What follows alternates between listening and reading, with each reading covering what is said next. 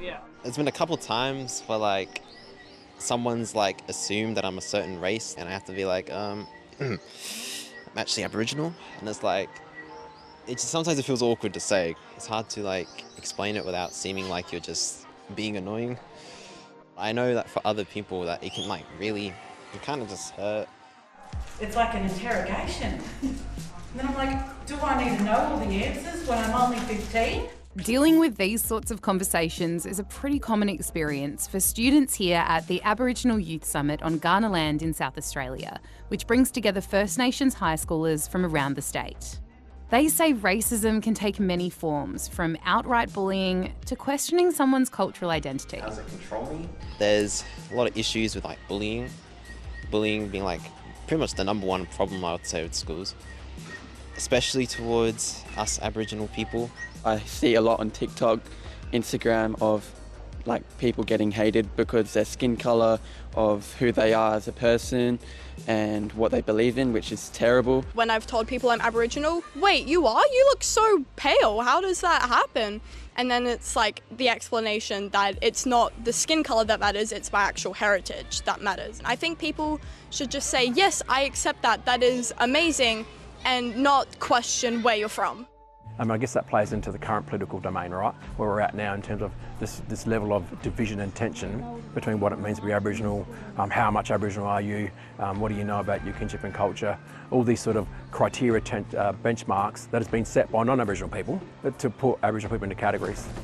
Commissioner Agus says young First Nations people are experiencing a high level of racism, and it can take a toll on their mental health. We know that happens either in education settings, it happens in sporting settings, it happens when you're down the local shop, it happens in local community areas. They're feeling very challenged in an open space where racism is feeling intentionally directed or subtly directed, but they're feeling it one way or the other. According to stats, young First Nations people experience significantly higher rates of mental health challenges and suicide than non-First Nations people. In one survey, 59% reported high or very high levels of distress. These guys say, on top of the everyday stresses of being a teenager, young First Nations people are dealing with intergenerational trauma and the ongoing effects of colonisation.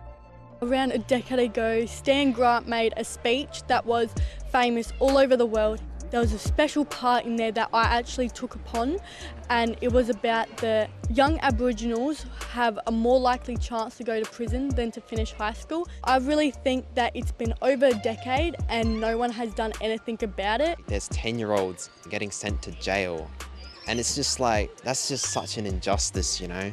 To think that this place we call home is just doing this, like, it's sickening, you know?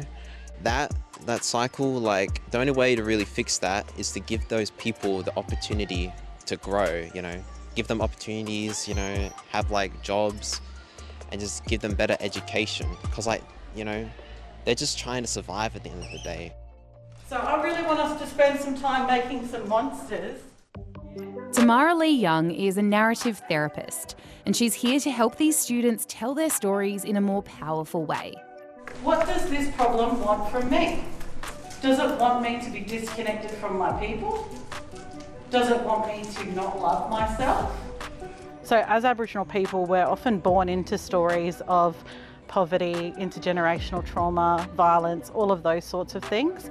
And they're what typically are called problems, and those problems often come from colonisation and the impacts of that over time. She says young people are more aware of where these problems really come from and how they can help change the narrative. They're much more educated than maybe our elders are on things like mental health, because they just didn't have access to that information back in the day. And so I find a lot of the healing journeys are initiated by the young people, and then they're driving that change in their own families. She says part of that is maintaining a connection to culture and country. If someone's biggest problem with their mental health is their spirit is feeling sick because they're disconnected from country, and you can get them out of that house and take them to the beach for half an hour with their feet in the sand, that can be more powerful than a 1-hour appointment where someone tells you what's wrong with you. I think that's The conversations that happen here will be taken to decision makers in government and other organisations so they can make changes that actually help young people.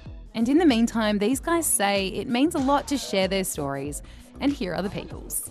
There's been multiple generations before us that have not been able to speak out because of the situations they were in, the rights they had.